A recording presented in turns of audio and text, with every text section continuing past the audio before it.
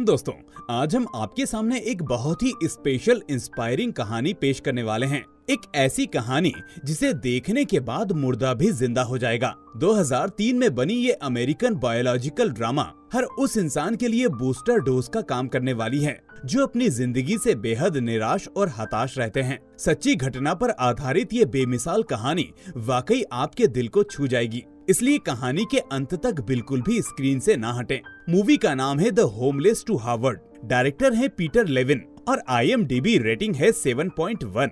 तो चलिए शुरू करते हैं।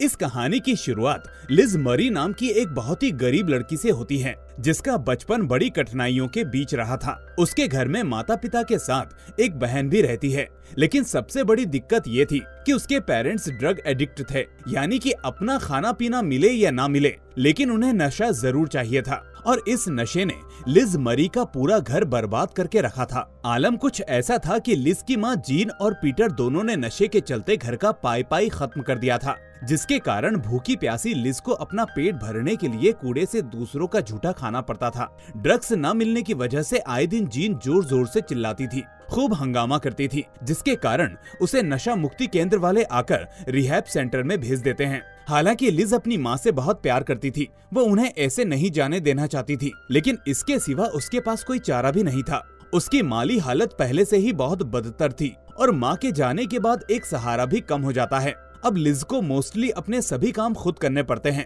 क्योंकि वो पूरी तरह से अकेली पड़ चुकी थी। वहीं उसका स्कूल में भी कोई दोस्त नहीं था, सब उसे काफी परेशान करते थे, जिसके कारण वो स्कूल जाने से भी डरती थी। हालांकि लिज पढ़ाई में काफी तेज थी, वो हरदम क्लास में बेहतरीन नंबर लाया करती थी और इसी वजह से एक टीचर उसकी काफी मदद भी करती थी। उसके लिए खाने पीने से लेकर पहनने के लिए कपड़े भी लाया करती थी। लिज की जिंदगी कुछ इसी तरह से चल रही थी। फिर एक दिन उसकी माँ रिहैब सेंटर से वापस घर आ जाती है, जिसे देखकर लिज काफी खुश होती है, पर अभी भी उसकी माँ नशे की लत से बाहर नहीं निकल पाई थी। अब जीन खुद भी ड्रग्स को अलविदा कहना चाहती थी और इसके लिए वो कुछ भी करने को तैयार थी। बातों ही बातों में जीन लिज को बताती है कि उसे एड्स है और ये बीमारी धीरे धीरे उसके शरीर को जकड़ रही है। ऐसे में अगर उसने ड्रग्स से अपना पीछा नहीं छुड़ाया तो वो जल्द ही इस दुनिया को अलविदा कह देगी। जीन अभी और जीना चाहती थी, इसलिए वो फैसला करती है कि कैसे भी करके उसे ड्रग्स छोड़ना होगा, पर ये काम इस शहर में रहकर नहीं हो सकता था। ऐसे में वो लिज की छोटी बहन और लीजा को लेकर उसकी ग्रैंडफादर के घर जाने का डिसाइड करती है। ये सब सुनकर लिज को काफी रोना आता है। उससे अपनी माँ का दुख बिल्कुल भी देखा नहीं जा रहा है, खास तौर पर एक बार फिर से उनसे बिछड़ने का ये दर्द। अब लिज अपने पिता का ख्याल रखने के लिए घर पर अकेली थी। आपको बता दें कि उसके पिता को भी एड्स था, जो कई सालों से इस बीमारी से जूझ रहे थे और इसी कारण वो कोई काम धंधा नहीं कर पा रहे थे और बची कुची कसर ड्रग्स का नशा उन्हें अंदर से खोखला करता जा रहा था। ऐसी हालत में जहां एक पिता को अपनी बेटी का ख्याल रखना चाहिए, वहां उल्टा लिज अपने पिता की देखरेख कर रही थी। और जब ये बात बाल विकास मंत्रालय को मालूम पड़ती है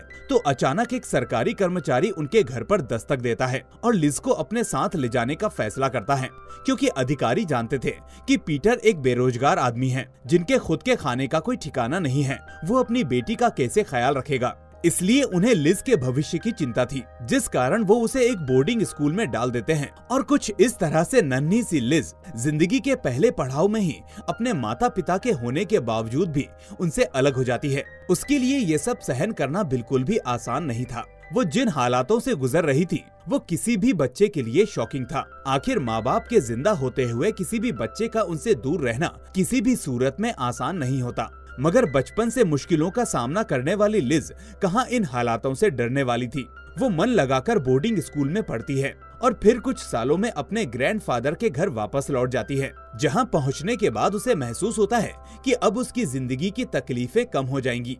वो अपनी माँ और बहन के साथ एक नए जीवन की शुरुआत करेगी और खुशी खुशी लाइफ को स्पेंड करेंगे। पर दोस्तों, जिंदगी इतनी आसान भी कहाँ ही होती है, वो तो हर मोड़ पर कुछ नई अटकलों के साथ स्वागत में खड़ी रहती है। अब लिज अपनी आगे की पढ़ाई पूरी करने के लिए वहीं की किसी लोकल स्कूल में अपना नाम लिखवा लेती है, जहां पर उसकी दोस्ती क्रिस नाम की एक लड़की से होती है। क्रिस और लिज एक ही नाव के दो सवारी थे। उन दोनों ने ही बचपन से कई मुश्किलों का सामना किया था, जिसके कारण उनकी बॉन्डिंग काफी स्ट्रॉन्ग थी। दोनों एक दूसरे से मिलने पर अपने सारे दुख भूल जाते थे और खूब मौज मस्ती करते थे। ऐसे ही दिन बीतते गए और एक दिन अचानक क्रिस अपना घर द्वार छोड़कर लिज के पास आ जाती है, क्योंकि क्रिस को उसके ही घर में अब्यूज किया जा रहा था और अब वो ये बर्दाश्त नहीं कर सकती थी। लिज को जब क्रिस के साथ हुए अब्यूज के बारे में पता चलता है तो वो काफी दुखी होती है और उसे अपने साथ अपने ग्रैंडफादर के घर ले आती है। पर लिज के जिद्दी स्वभाव के दादाजी कहाँ ही उसे इस बात की इजाजत देने वाले थे। उन्होंने तो इसके लिए साफ साफ इनकार कर दिया, जिस पर लिज एतराज करती है तो उन दोनों के बीच गर्मागर्मी बढ़ जाती है और वो लिज को मारते भी हैं। बात इतनी बढ़ जाती है कि लिज भी बिना सोचे समझे अपने घर को छोड़ देती है और अब वो दोनों बेघर हो चुके थे। एक तरफ जहाँ क्रिस ने अपने हालातों से बगावत करके घर छोड़ा था, तो वहीं दूसरी तरफ लिज अपनी दोस्ती के लिए अच्छी खासी जिंदगी को ठोकर मारकर आ गई थी। भले ही उन्होंने गुस्से में ये कदम उठाया था, लेकिन अब वो बहुत ही बड़ी मुसीबत में आ चुके थे, क्योंकि ना तो उनके पास खाने के लिए कोई पैसा था और ना ही रहने के लिए कोई ठिकाना। इसलिए वो दोनों शहर के किसी खाली पड़े कोने में रात गुजारना शुरू कर देते हैं। साथ ही पेट भरने के लिए भिखारी की तरह भीख मांगने लगते हैं। एक अच्छे घर से ताल्लुक रखने के बावजूद भी उन दोनों को बड़ी ही जिल्लत भरी जिंदगी गुजारनी पड़ रही थी और इस तरीके से कई दिन बीत जाते हैं। तभी एक दिन लिज को अपनी बीमार माँ का ख्याल आता है, जो कि अपनी जिंदगी के आखिरी दिनों को गिन रही थी। वो उसकी माँ के पास जाती है और उनकी हालत को देखकर काफी रोती है, क्योंकि उसकी माँ बहुत ही ज्यादा बीमार थी, पर वो चाहकर भी कुछ नहीं कर सकती थी।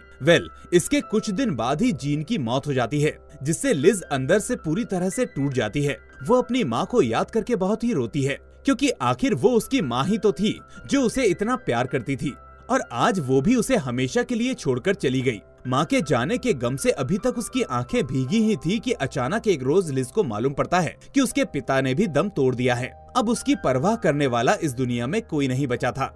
यहाँ तक कि उसके दादाजी ने भी अब उससे अपना मुंह मोड़ लिया था। लिज यहीं पर फैसला करती है कि अब वो अपनी जिंदगी में कुछ बड़ा करेगी और अपनी माँ की तरह ऐसी घुटन भरी जिंदगी ना जीकर कुछ ऐसा करेगी कि पूरी दुनिया उसे याद रखे। लिज के पास अगर सबसे बड़ा कोई हथियार था तो वो था शिक्षा का हथियार। वो अच्छे से जानती थी कि वो पढ़ाई में कितनी तेज है, इसलिए अपने आगे की पढ़ाई को पूरा करने के लिए लिज हाई स्कूल में दाखिला लेती है। लेकिन हाई स्कूल का एडमिशन इतनी आसानी से तो नहीं मिल सकता था। उसके लिए सबसे पहले एंट्रेंस एग्जाम को पास करना पड़ता है। एक टीचर लिज के हालातों को देखकर उसे अपने कैबिन में बुलाता है, जहाँ पर वो उसकी मार्कशीट देखता है तो उसे मालूम पड़ता है कि लिज वाकई एक उम्दा स्टूडेंट है। और जब लिज टीचर को अपनी जिंदगी की दुख भरी कहानी सुनाना शुरू करती है तो उस टीचर की भी आंखें भर आती हैं। उसे यकीन ही नहीं होता कि इन हालातों के बावजूद भी एक बच्चा इतनी मेहनत और लगन के साथ पढ़ाई करने के लिए तैयार है। वो टीचर लिज के एडमिशन के लिए कॉलेज में रिकमेंड करता है, जिसके बाद उसे हाई स्कूल में दाखिला मिल जाता है और लिज भी टीचर के भरोसे पर खरी उतरते हुए अपनी पढ़ाई में जी जान लगा देती है। वो दिन रात किताबों में ही घुसी रहती है और किसी भी एग्जाम में उसकी मार्किंग ए ग्रेड से कम नहीं रहती। कमाल की बात तो ये थी कि जिस हाई स्कूल को पास करने के लिए उसे 4 साल की जरूरत थी, वो उसे 2 साल में ही पास करने की कोशिश करती है। इस काम में लिज का टीचर उसकी काफी मदद करता है। वो उसे अपनी बेटी की तरह मानता है, यहाँ तक कि अपने ऑफिस में सुकून से पढ़ने के लिए जगह भी देता है। लिज भी अपनी आर्थिक स्थिति को सुधारने के लिए एक रेस्टोरेंट में पार्ट टाइम काम करती है, लेकिन इस बीच भी उसका ध्यान किताबों पर ही होता है। वो शहर में जहाँ कहीं भी जाती है उसके हाथ में किताब जरूर होती है। वो पढ़ाई से बिल्कुल भी पीछे नहीं हटती और उसे असली खुशी तो तब होती है जब लिज को मालूम पड़ता है कि उसने पूरे कॉलेज में टॉप किया है। उसकी बरसों की मेहनत और लगन आखिरकार काम आती है। साथ ही साथ उसकी इस उपलब्धि पर कॉलेज के खर्चे पर उसे हार्वर्ड यूनिवर्सिटी के टूर पर भी भेजा जाता है। जी हाँ दोस्तों, वही हार्वर्ड जहाँ पढ़ने का सपना न जाने दुनिया भर के हर मेधावी छात्रों की इच्छा होती है, पर उसकी चौखट पर पहुँचना सिर्फ मुट्ठी भर लोगों की ही किस्मत में लिखा होता है और लिज उनमें से एक थी। इसके कुछ दिनों बाद लिज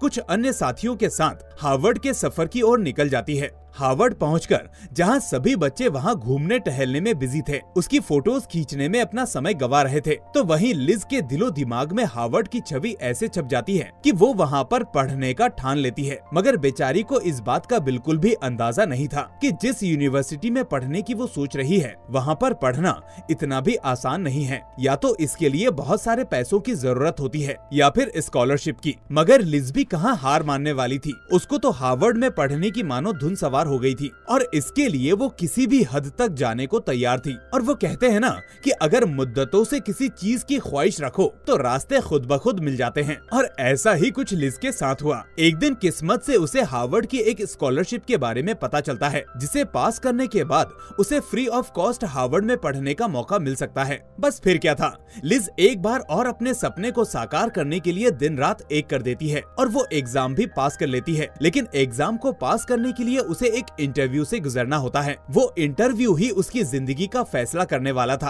अब सबसे बड़ी दुविधा ये थी कि इस इंटरव्यू में जाने के लिए लिज के पास साफ सुथरे कपड़े नहीं थे, इसलिए वो अपनी बहन लीजा के पास जाती है, जो कि अभी भी उसके ग्रैंडफादर के साथ रहा करती है। लिज को मुसीबत में देखकर लीजा तुरंत अपनी बहन को कोट उतार कर दे देती है और जाते जाते इंटरव्यू के लिए ऑल द बेस्ट कहती है। जिस बहन को उसने सालों से नहीं देखा था, उसके लिए आज भी उतना ही प्यार देखकर लिज की आंखें भर आती हैं और वो उसे गले से लगा लेती है। अब लिज फटाफट कोट पहनकर अपना इंटरव्यू देने चली जाती है, जहां उसे एक बड़े से कमरे में बहुत ढेर सारे लोग नजर आते हैं। वहां मौजूद हर कोई अपनी अपनी फील्ड में महारथी था, जिसके बाद वो एक एक करके लिज पर अलग अलग तरीके से सवालों की बौछार करना शुरू कर देते हैं। पर लिज इन सवालों का डटकर जवाब देती है, जिससे कुछ लोग काफी इम्प्रेस भी होते हैं। अब कुछ दिनों बाद वो घड़ी भी आ जाती है, जिसका लिज को बेसब्री से इंतजार था, और वो था रिजल्ट का दिन। लिज को अपने कॉलेज से मालूम पड़ता है कि उसे ऑक्सफोर्ड की स्कॉलरशिप के लिए चुन लिया गया है। हर कोई लिज की कामयाबी से काफी खुश था।